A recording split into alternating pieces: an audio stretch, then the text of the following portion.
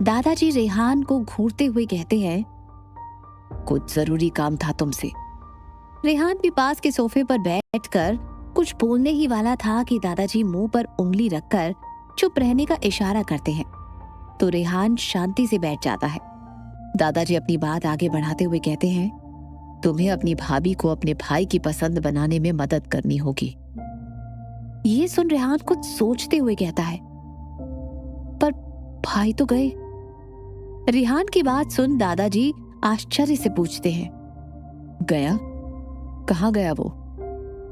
रेहान मुंह बनाते हुए कहता है, भाई लंदन गए, कितने दिनों के लिए ये पता नहीं। और मुझे ऑफिस जाने का फरमान सुनाकर गए। अब मैं नन्ही सी जान उस मोटी मोटी फाइलों के बीच क्या करूंगा? पर मेरी तो किसी को यहाँ कोई फिक्र ही नहीं है। वहीं अन्या ने जब रेहान के मुंह से रुद्र के चले जाने की बात सुनी तो उसे बिल्कुल भी अच्छा नहीं लगा, लेकिन उसने तो इस रिश्ते से कोई उम्मीद ना रखने का फैसला किया था। वो अपने मन को मनाते हुए मन में कहती है, अच्छा हुआ चला गया, अब तुझे रोज रोज उसकी अकड़ू वाली शक्ल नहीं देखनी पड़ेगी। भगवान करे वो 1 साल तक ना आए, वरना हर वक्त मुझे अपनी उस काली काली आंखों से घूरता रहता। अब तो मैं वक्त खत्म होने के बाद आसानी से यहाँ से जा सकूंगी। रुद्र के जाने की बात सुन दादाजी अपनी छड़ी पर जोर देते हुए अपने मन में कहते हैं, ये लड़का कभी नहीं सुधरेगा। मैं जानता हूँ जानबूझकर भाग के गया है, लेकिन मैं भी उसका दादा हूँ, देखता हूँ कितने दिन बचेगा। फिर दादाजी रेहान की सारी बात इग्नोर कर आगे कहते हैं, ठीक है, तुम्हारे पास 1 हफ्ता है। अन्या को अपने भाई की पसंद बनाने में हेल्प करो। ऑफिस जाने की कोई जरूरत नहीं है। रेहान ये सुनकर मन ही मन उछल पड़ता है, लेकिन अपने दादा के सामने मासूम सा चेहरा बनाते हुए कहता है, लेकिन दादाजी भाई। दादाजी कहते हैं, उसे मैं देख लूंगा, कुछ कहे तो कह देना मैंने मना किया है। रेहान अन्या और तविश को देख एक आंख मार देता है। तविश उसे देख मन में कहता है, 1 नंबर का नाटक की है, इसे अच्छे से पता है किससे कैसे अपनी बात मनवानी है। रेहान जल्दी से खड़ा होकर अन्या को अपने साथ ले जाते हुए कहता है, जल्दी चलो भाभी, वरना दीनू बाबा का कब मूड फिर जाए कोई नहीं बता सकता। अन्या तो बस रेहान की नौटंकी देख मुस्कुरा रही थी। रुद्र का कमरा। अन्या अपनी वही भारी भरकम साड़ी संभाले हुए कमरे में आती है। कमरा बिल्कुल शांत था। कल की उलझन में उसने कमरे को ध्यान से नहीं देखा था, लेकिन अब अन्या की नजर पूरे कमरे पर जाती है। कमरा था काफी बड़ा, व्हाइट और ग्रे कॉम्बिनेशन के रंग भी डूबा हुआ। सारी चीजें देखने में महंगी और यूनिक लग रही थी। तभी अन्या की नजर बेड पर पड़े रुद्र की उस शर्ट पर जाती है, जिसके बटन आज सुबह अन्या के खींचने के कारण टूट गए थे। न जाने अन्या के दिल में क्या होता है, वो अपनी कदम उस शर्ट की ओर बढ़ाकर उस शर्ट को अपने हाथों से उठा लेती है। फिर प्यार से उस पर हाथ फेरकर उस शर्ट से आती खुशबू को महसूस करने लगती है। उसे वो खुशबू, ये एहसास काफी जाने पहचाने लग रहे थे, जैसे उसके अतीत से कुछ जुड़ा सा हो। तभी कमरे का दरवाजा खुलता है और रेहान के साथ तविश बेधड़क एंटर होता है। रेहान मुस्कुराता हुआ आवाज लगाकर कहता है, भाभी डार्लिंग। रेहान की आवाज सुनकर अन्या तो एक पल के लिए सकपका जाती है और उसके हाथ से वो शर्ट छूट जाती है, जिसे रेहान देख लेता है। अन्या हड़बड़ाते हुए उस शर्ट को उठाकर साइड में रखती है। रेहान ये देखकर एक शरारत भरी मुस्कान के साथ जल्दी से वो शर्ट उठाकर कहता है, यार तविश, ये तो भाई की शर्ट है ना? लगता है कोई उन्हें बहुत मिस कर रहा है।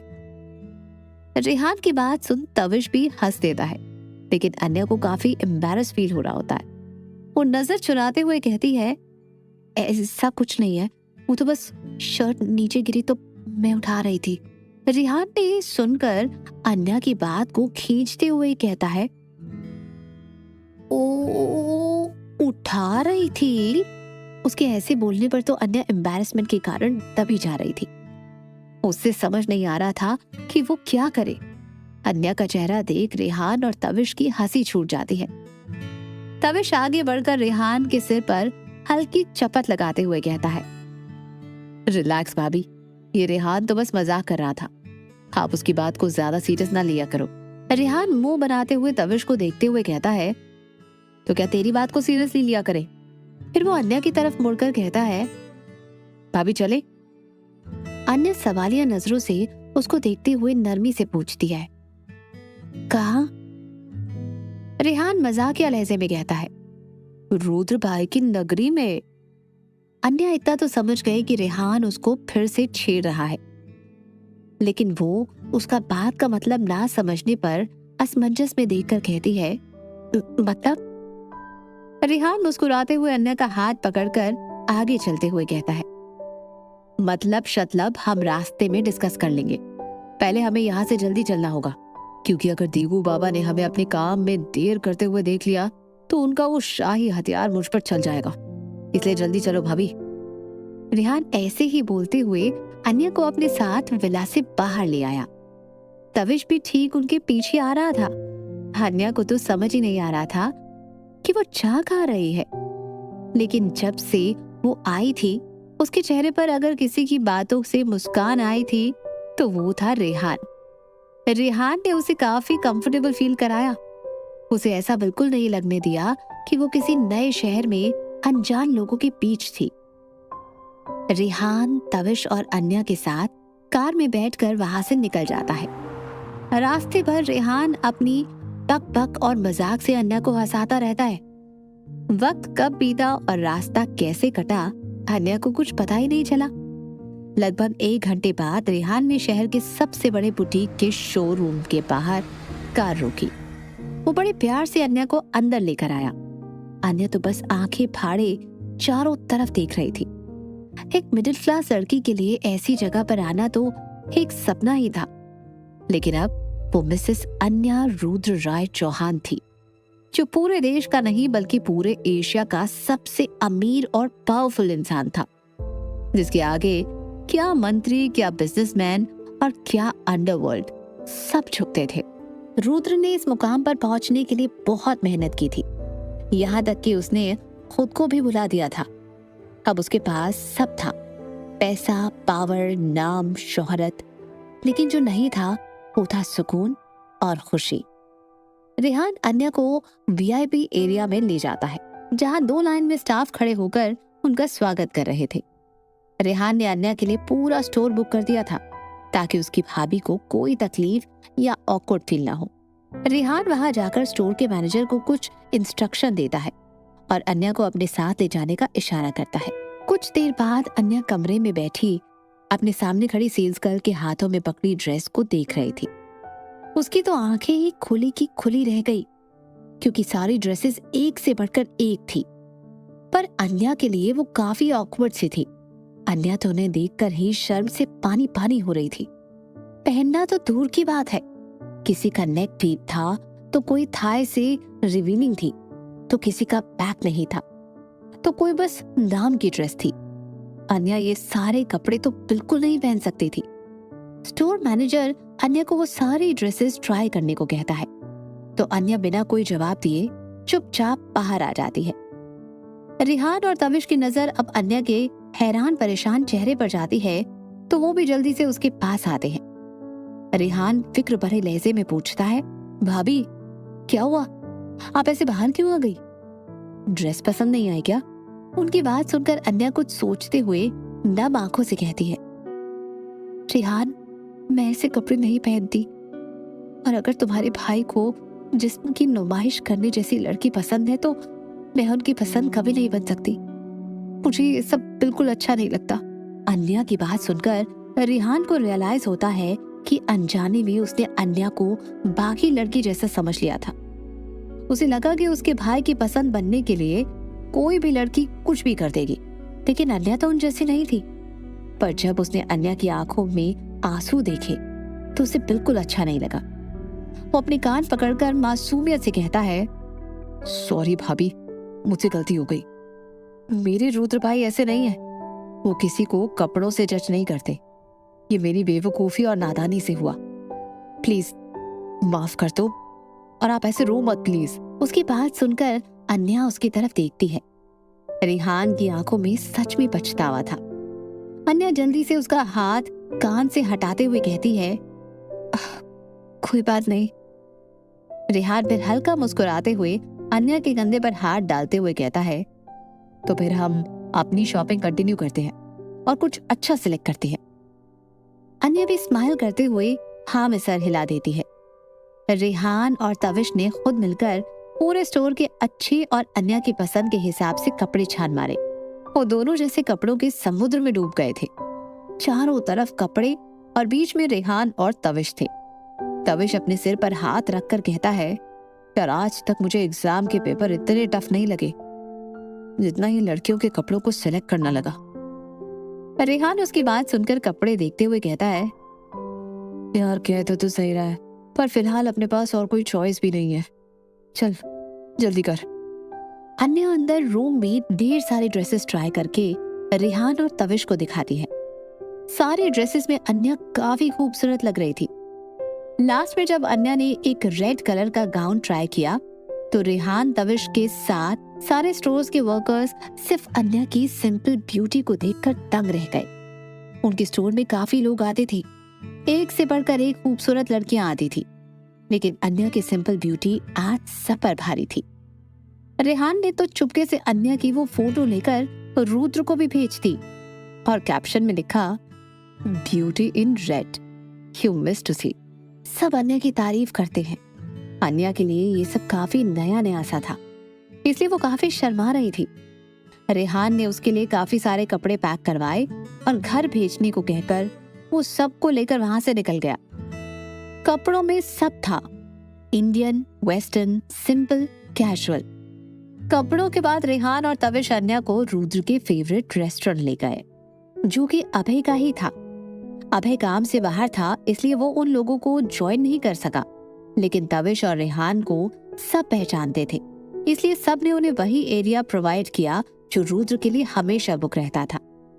कुछ ही वक्त में अन्या उन दोनों से काफी अच्छे से घुल गई थी। उसे इस अनजान शहर में 2 नए दोस्त मिल गए थे।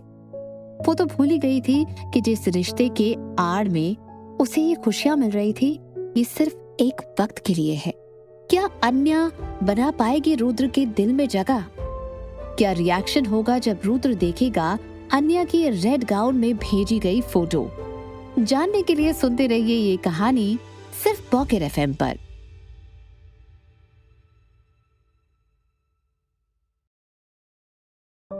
रेहान और तविश ने अन्या को रुद्र की पसंद नापसंद से रूबरू कराते हुए अपना अपना खाना फिनिश किया। फिर वो जल्दी से अपने आगे की मंजिल के लिए बढ़ गए। वो एक काफी बड़ा सैलून एंड स्पा था। अन्या को मेकअप की इतनी जरूरत तो नहीं थी, लेकिन थोड़ा चेंज के लिए रेहान और तविश ने उसका मेकओवर कराया। मेकओवर के बाद तो अन्या खुद को पहचान ही नहीं पा रही थी कि ये वही है। चेहरे की रंगत बदली बदली लग रही थी। जब अन्या रेहान और तविश के सामने आई तो दोनों अपना मुंह खोले उसको देखे जा रहे थे। अन्या उनका ऐसा रिएक्शन देखकर टेंशन में कहती है, क्या हुआ? मैं अच्छी नहीं लग रही हूँ? तुम लोग कुछ बोल क्यों नहीं रहे हो? रेहान अपना फोन निकालकर किसी को कॉल करते हुए कहता है, मुझे लगता है कि भाई के लिए हॉस्पिटल में एक वीआईपी रूम बुक करवा लेना चाहिए। उसकी बात सुन अन्या परेशानी से कहती है, पर क्यों? वो ठीक तो है। रेहान सीरियस वे में कहता है, भाभी आप लग ही इतनी खूबसूरत रही हो कि भाई का तो सच में हार्ट फेल होने का चांस है। मुझे रिस्क नहीं लेना चाहिए। उसकी ऐसी बातें और उसका सीरियस चेहरा देखकर अन्या को सच में कुछ समझ नहीं आ रहा था कि रेहान कहना क्या चाहता है। तभी तविश हंसते हुए कहता है, अरे आप इसकी बात मत सुनो भाभी, आप बहुत खूबसूरत लग रही हो। ये ऐसे ही फालतू बात करता है। रेहान तविश को घूरते हुए कहता है, अच्छा बच्चू, मैं फालतू बात करता हूँ? रुक, अभी भाई को फोन करके उस लैला के बारे में बताता हूँ जिसके चक्कर में तू मजनू बने फिर रहा है। इतना बोलते हुए रेहान अभय का नंबर डायल करने लगा तो तविश के चेहरे का रंग ही उड़ गया। वो जल्दी से उससे फोन छीनकर कहता है, अरे मेरे लाल, तू गुस्सा क्यों हो जाता है छोटी छोटी बात पर? पर अब भी रेहान का उसे घूरना बंद नहीं हुआ तो अन्या आगे आकर पूछती है, वैसे ये लैला कौन है? ये सुनकर रेहान उछलते हुए उसके पास जाकर कहता है, मैं बताता हूँ भाभी, वो ना इसकी वो इतना ही कहता है कि तविश पीछे से उसका मुंह बंद करके कहता है, कोई नहीं भाभी, ये तो बस कुछ भी कहता है, आप ध्यान मत दो। रेहान खुद को उसकी पकड़ से छुड़ाकर अन्या का हाथ पकड़कर उसे जल्दी से वहां से ले जाते हुए कहता है, अरे भाभी आप मेरी सुनो। तविश भी भागकर उनके पीछे आने लगता है तो तीनों चूहे बिल्ली की तरह एक दूसरे के पीछे थे। अन्या थककर उन दोनों को रोकते हुए थोड़ी तेज आवाज में कहती है, मुझे नहीं जानना और अब तुम दोनों झगड़ा बंद करो, मैं थक गई हूँ, अब घर चलें। अन्या के ऐसे कहने पर दोनों अच्छे बच्चे की तरह शांत होकर बस अपना सिर हाँ में हिला देते हैं। फिर वो तीनों घर के लिए निकल जाते हैं। वहीं लंदन में रुद्र जब से लंदन आया था तब से वो back to back meetings attend कर रहा था। उसका तो एक ही लक्ष्य था, बस काम काम। वो अपने होटल रूम में बैठकर लैपटॉप पर काम कर रहा था। इस बीच उसने एक बार भी फोन नहीं चेक किया। तभी किसी को कॉल करने के लिए वो जैसे ही अपना फोन उठाता है तो उसे रेहान का एक मैसेज दिखाई देता है। उसे लगा जरूर फिर से कोई ऊटपटांग फरमाइश उसके लिए भेजी होगी, इसलिए वो बेमन से उस मैसेज को ओपन करता है। पर जैसे ही उसकी नजर मैसेज में आई फोटो पर जाती है तो उसकी आंखें उस फोटो पर टिक जाती हैं। वो रेहान के मैसेज में अन्या की आई हुई फोटो को गौर से देख रहा था। उसे खुद पता नहीं चला कि वो कितनी देर एक टक अन्या की फोटो में खोया बैठा रहा। फिर अचानक ही वो फोन को बेड पर रखकर अपनी पॉकेट से सिगरेट निकालते हुए बालकनी में आया और उसे जलाकर लंबे लंबे कश लेने लगा। बाहर से देखने में वो इस वक्त जितना शांत था, अंदर से उतना ही बेचैन था। रुद्र जल्द ही अपने मन में उमड़ रहे जज्बातों को कंट्रोल करके अपने काम में लग जाता है। लेकिन रुद्र को अब वहां शांति से कोई रहने नहीं देने वाला था, इसलिए उसे रोज एक नई फोटो आती थी। पर उन फोटो में कभी भी अन्या का चेहरा नहीं होता था। कभी सब साथ में अन्या के हाथों के बने पराठे में मजे लेते हुए फोटो भेजते, तो कभी सब मिलकर रात का मजे लेते हुए गेम्स की फोटो भेजते, तो कभी सब हाथों में अन्या के साथ सुबह सुबह योगा करते हुए फोटो भेजते, जिसमें साफ दिखता कि वो लोग हर पल को कितना एंजॉय कर रहे थे। सब फोटो में अन्या की कुछ झलक होती थी, लेकिन किसी भी फोटो में उसका चेहरा जानबूझकर नहीं दिखाया जाता था। अब तो रुद्र को इन सब से काफी इरिटेशन होने लगी थी। ऐसे ही एक हफ्ता बीत गया। अन्या घर में सबके साथ काफी घुल मिल गई थी। सब उसे प्यार और केयर के साथ रखते थे। किसी ने उसे ये फील नहीं होने दिया कि वो यहाँ नई है या अनजान है। सब ने उसे खुशी खुशी अपना लिया था। बस रुद्र के पिता आकाश कुछ नहीं कहते थे। वो बस शांत से अपने घर के 25 साल से हो रही चीजों को बदलते देख रहे थे। जहाँ कभी उनकी कौशल्या जी की हंसी गूंजा करती थी, अब वहां अन्या की हंसी गूंज रही थी। रात के करीब 11 बजे चौहान मेंशन का बड़ा सा दरवाजा खुलता है और उसके अंदर दो काली रंग की महंगी कार एंटर हुई। बॉडीगार्ड ने आगे जाकर कार का दरवाजा खोला तो दूसरी कार से रुद्र अपने बिना भाव के चेहरे को लिए निकला और बिना कुछ कहे अंदर की ओर चल दिया। इस वक्त घर के सारे लोग अपने कमरे में थे और किसी को रुद्र के आज के घर वापस आने का कोई अंदाजा नहीं था। यहाँ तक कि अन्या को भी नहीं था। वो तो कहीं ना कहीं ये भूल ही जाना चाहती थी कि वो उस शैतान से रिश्ते में बंध कर यहाँ रह रही है। रुद्र अपने शांत उठते कदम अपने कमरे की ओर ले जाता है और धीरे से दरवाजा खोलकर अंदर आता है। अंदर हर तरफ अंधेरा था, बस एक छोटी नाइट लैंप ऑन थी जो उसके बेड के पास चल रही थी।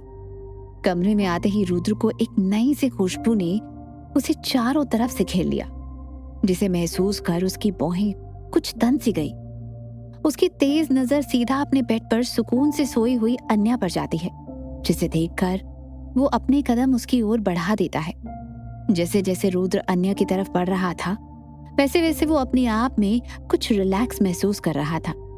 उसने सबसे पहले अपना कोट उतारकर साइड के टेबल पर रख दिया, फिर अपनी शर्ट के बाजू के बटन लूज करते हुए अपनी टाई भी उतार दी और कॉलर के बटन खोलकर वो अब ठीक अपने बेड के पास पहुंच जाता है।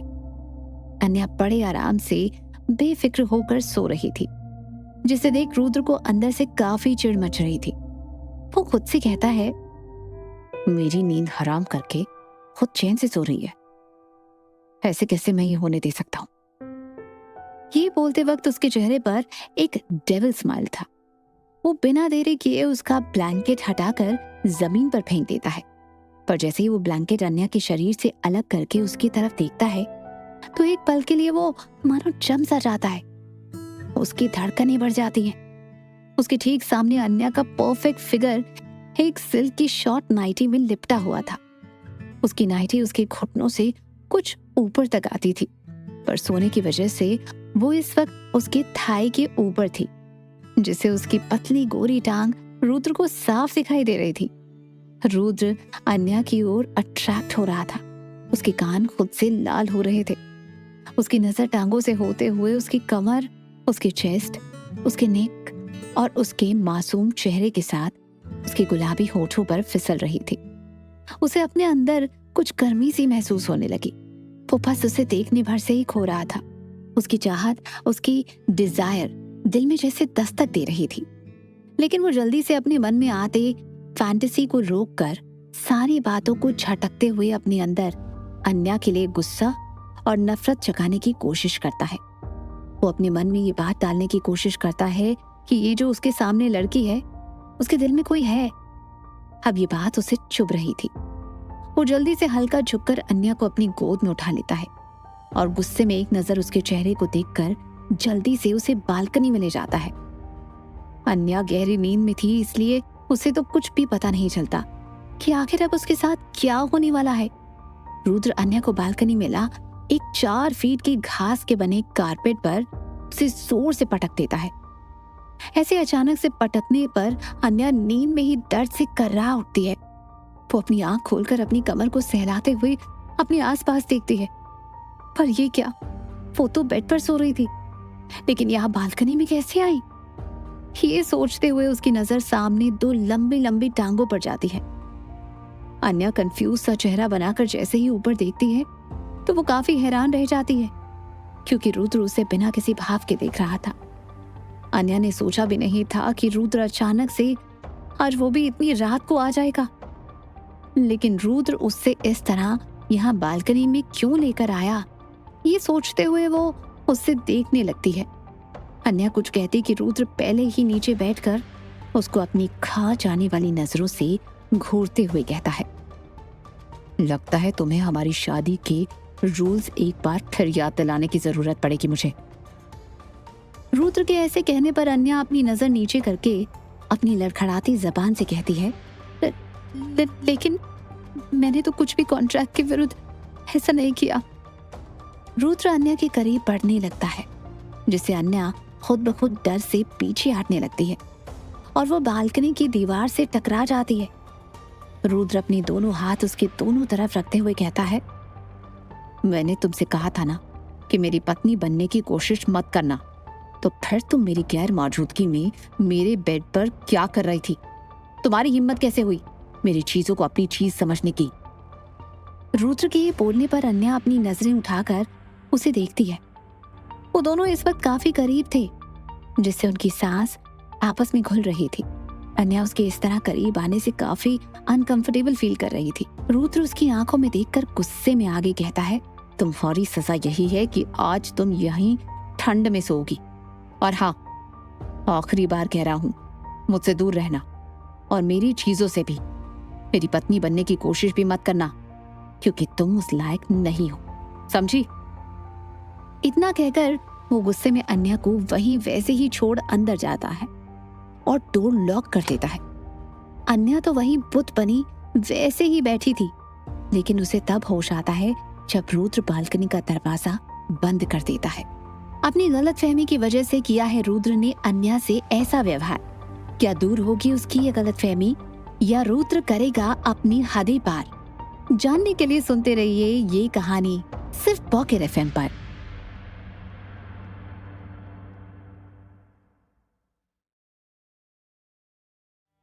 रुद्र के जाने के बाद अन्या एक नजर खुद की हालत देखती है, फिर अपने आसपास देखती है। बाहर ठंड थी और अन्या के कपड़े उस ठंड के लिए काफी नहीं थे। वो उदास नजरों से दरवाजे की ओर देखती है और खुद से एक ठंडी आह भरते हुए कहती है, मैं लायक नहीं हूं। हाँ, सही कहा, मैं लायक नहीं हूँ। तुम्हारी क्या, किसी की पत्नी बनने के लायक नहीं। किसी ने मुझे उस लायक ही नहीं छोड़ा। कुछ दिन में मैं अपनी औकात ही शायद भूल गई थी, जो तुमने एक पल मुझे याद दिला दी। मैं कैसे भूल गई? ये खुशियां मेरी जिंदगी से कब की रूठ गई। मैंने जो भी अपनी लाइफ में चाहा वो मुझे कभी नहीं मिला। तुम चिंता मत करो, मैं कभी तुम्हारी पत्नी नहीं बनूंगी। इतना बोलते बोलते उसका गला रूंध गया। वो खुद को घुटनों में समेटकर वहीं बालकनी में एक कोने में सिसक रही थी।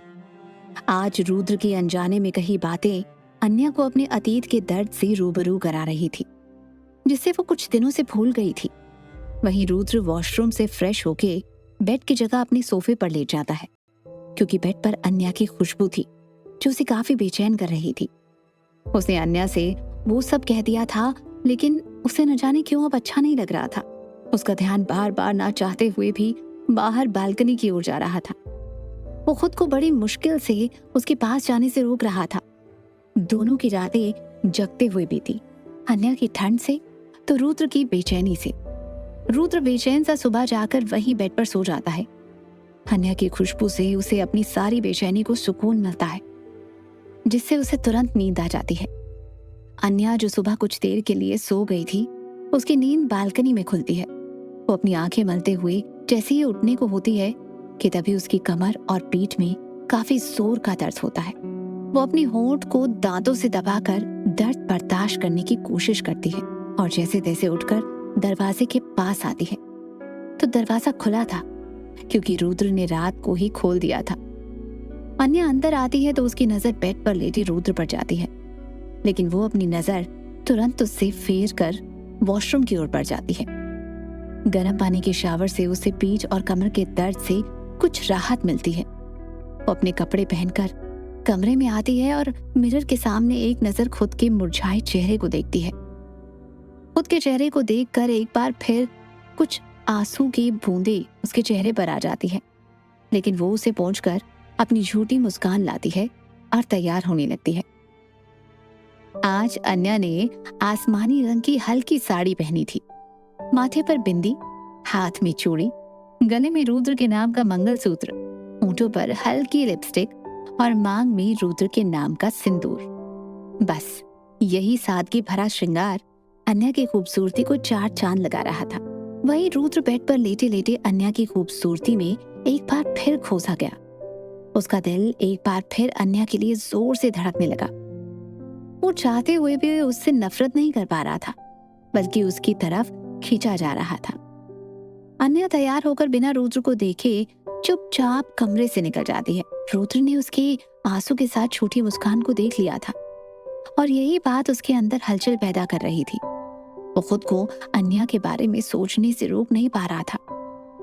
वहीं अन्या नीचे किचन में आकर सबके लिए नाश्ता और सबकी पसंद की कॉफी बनाती है। ये तो अन्या का रोज का काम था। उसने जल्दी ही इस घर में लोगों को समझ लिया था और उनकी जरूरत को भी जानती थी। डाइनिंग एरिया में सभी मौजूद थे, अभय, रेहान, दादाजी, तविश, शौर्य और आकाश। तभी अन्या किचन से आते हुए सबको उनकी कॉफी, जूस, प्रोटीन शेक और उनकी मॉर्निंग ड्रिंक सर्व करती है। अन्या बार बार अपने कमर पर हाथ रख रही थी। उसके चेहरे पर दर्द साफ झलक रहा था। रेहान उसको दर्द में देखकर कहता है, क्या हुआ भाभी, आप ठीक हो? रेहान की बात सुनकर अब सबका ध्यान अन्या पर जाता है। अन्या अपने दर्द को छुपाते हुए झूठी मुस्कान बिखेर कर कहती है, नहीं, मैं ठीक हूँ, बस हल्का कमर में दर्द है। ये सुन दादाजी कहते हैं, क्या हुआ बेटा, तुम्हें कल रात नींद नहीं आई क्या? चेहरा तो देखो, काफी थका थका लग रहा है। सबकी नजर अब अन्या के चेहरे पर जाती है, जहां थकान के साथ दर्द की रेखा दिख रही थी। अन्या जल्दी से खुद को नॉर्मल दिखाते हुए कहती है, नहीं नहीं दादाजी, ऐसी कोई बात नहीं है। तभी अभय अपनी कॉफी का सिप लेते हुए कहता है, वैसे आज सुबह मैंने जियान को देखा, तो इसका मतलब है कि रुद्र भी घर आ चुका है। जियान रुद्र का पर्सनल बॉडीगार्ड था, जो हर वक्त उसके साथ रहता था। अभय का इतना कहना ही था कि सबकी नजरें अचानक से अन्या की तरफ मुड़ जाती हैं। दादाजी सवालिया नजरों से अन्या से पूछते हैं, क्या ये सच है? वो नालायक आ गया वापस? अन्या दादाजी का सवाल सुनकर रुद्र के कल के बिहेव के बारे में सोचने लगती है। तभी शौर्य कुछ सोचकर मजाकिया अंदाज में कहता है, अच्छा अब समझ आया कि आज भाभी इतना थकी हुई क्यों है। रेहान शौर्य की बात सुनकर ना समझी में कहता है, क्यों? शौर्य रेहान की गाल खींचते हुए कहता है, अरे मेरे मुन्ना, जब तेरी शादी होगी तब तुझे पता चल जाएगा कि थकान किस वजह से होती है और कमर में। इतना बोल शौर्य शरारत में अपनी एक आंख विंग करता है। वहां बैठे सब शौर्य की बात समझ मुंह दबाकर हंसने लगे। अन्या को उसकी बात का गलत मतलब निकालते देख शर्म आने लगी। वो जल्दी से किचन का बहाना बनाकर भाग गई। तभी शौर्य पीछे अन्या को आवाज देते हुए कहता है, अरे भाभी आप कहाँ चली? सब खुलकर हंसने लगे। वहीं रुद्र तैयार होकर चुपचाप बिना किसी से मिले ऑफिस जाने के लिए बाहर आ जाता है। उसके जहन में अन्या का चेहरा अब भी घूम रहा था, जिसके बारे में सोचकर अब उसे गुस्सा आने लगा।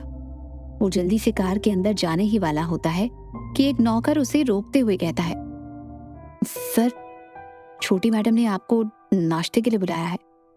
ये सुनकर रुद्र अपनी आंखें छोटी करके उस नौकर को घूरते हुए कहता है, छोटी मैडम? वो उसकी बात इसलिए दोहरा रहा था क्योंकि आज तक किसी ने रुद्र को इस तरह नहीं रोका था, सिवाय दादाजी के।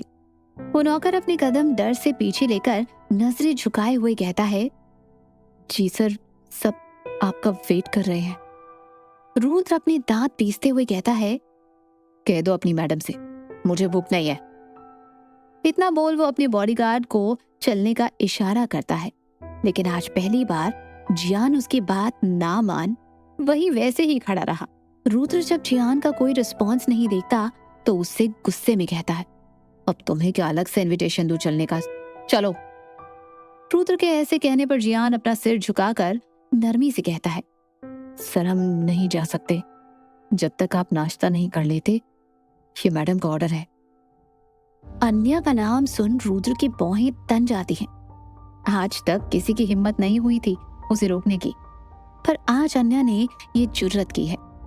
रुद्र को अब अन्या पर बहुत गुस्सा आने लगा। वो सबको एक वार्निंग लुक देते हुए वापस अंदर की ओर चल देता है। अंदर आकर वो अपने चेहरे पर गुस्से लिए तेज कदमों से डाइनिंग एरिया की तरफ बढ़ जाता है।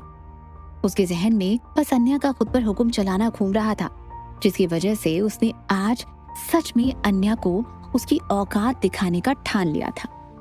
पर जैसे ही वो वहां पहुंचता है तो सबको एक साथ इतनी हंसी खुशी नाश्ता करते देख उसको कुछ अच्छा लगता है। उसकी फैमिली मुश्किल से ही कभी ऐसे टाइम स्पेंड किया करती थी, और आज सबको साथ देख रुद्र भी शांत हो जाता है। तभी सबकी नजर रुद्र पर जाती है। रुद्र सबसे पहले अपने दादाजी के पैर छूकर सबको गुड मॉर्निंग विश करता है। दादाजी उससे कुछ नहीं कहते, जिससे साफ पता चलता है कि वो उससे नाराज है। रुद्र वजह भी जानता था, इसलिए वो उन्हें उस वक्त कुछ नहीं कहता। रुद्र भी अपनी जगह पर बैठ जाता है। उसको देख सबको अन्या की हालत याद आती है, इसीलिए सब मुस्कुरा देते हैं। रेहान कुछ सोचकर मजाकिया अंदाज में कहता है, क्या भाई, भाभी ने आपको भी एक दिन में सुधार दिया, वरना आप तो सबके साथ ऐसे नाश्ता करने कम ही दिखते हैं। अन्या का नाम सुन रुद्र को एक बार फिर चिढ़ मचती है। वो गुस्से में रेहान को घूरता है तो रेहान इधर उधर देखते हुए अपना नाश्ता करने लगता है। तभी रुद्र के कानों में चूड़ियों की आवाज आती है तो उसकी नजर खुद ब खुद उस आवाज की तरफ चली जाती है। अन्या सामने किचन से निकल हाथ में प्लेट लिए हुए उसकी ओर बढ़ रही थी। अन्या ने अपनी साड़ी का पल्लू अपनी कमर में टांगा हुआ था, जिससे अब उसका गोरा पेट और कमर के बीच की नेवल साफ दिख रही थी। उसने बालों का जूड़ा बना रखा था, लेकिन उसके जूड़े से एक तो लट बाहर आकर कभी उसके गालों को सहला रही तो कभी उसके होंठों से खेल रही थी। ये देखकर रुद्र अंदर ही अंदर पिघल रहा था। उसका गला सूख रहा था। उसकी नजर अन्या के पेट से हट ही नहीं रही थी। वो कितनी भी कोशिश करे, लेकिन उसकी नजर बार बार वहीं अटक रही थी। अन्या रुद्र को वहां देख एक पल के लिए ठिठक जाती है, लेकिन फिर खुद को शांत रखते हुए बिना रुद्र पर ध्यान दिए सबको नाश्ता सर्व करती है। अन्या ने आज पराठे बनाए थे। यहाँ सब उसके हाथ के बने पराठों के दीवाने थे। पराठा देख सब तो उस पर टूट ही पड़े।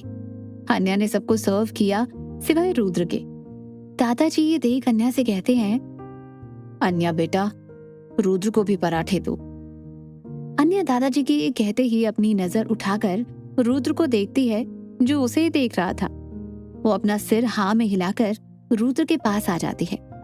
तभी रेहान पराठे अपने मुंह में ठूस कर कहता है, अरे भाभी आप रहने दो, भाई को ये सब पसंद नहीं, वो तो फिटनेस फ्रीक इंसान है, उन्हें क्या पता पराठे का स्वाद। आप उन्हें वो उबली हुई सब्जी दो। अपना प्लेट आगे करते हुए रेहान आगे कहता है, आप एक काम करो, भाई के हिस्से का भी मुझे दे दो। रेहान की बात सुन अन्या मुस्कुराती है, पर रुद्र उसे घूर रहा था। अन्या जैसे ही रेहान को पराठा देती है कि रुद्र तपाक से उसकी प्लेट से पराठा लेते हुए कहता है, ये अनहेल्दी ब्रेकफास्ट तुम्हारे लिए ठीक नहीं है। ये देख रेहान बच्चों जैसा मुंह बनाकर कहता है, भाई मैं बिल्कुल फिट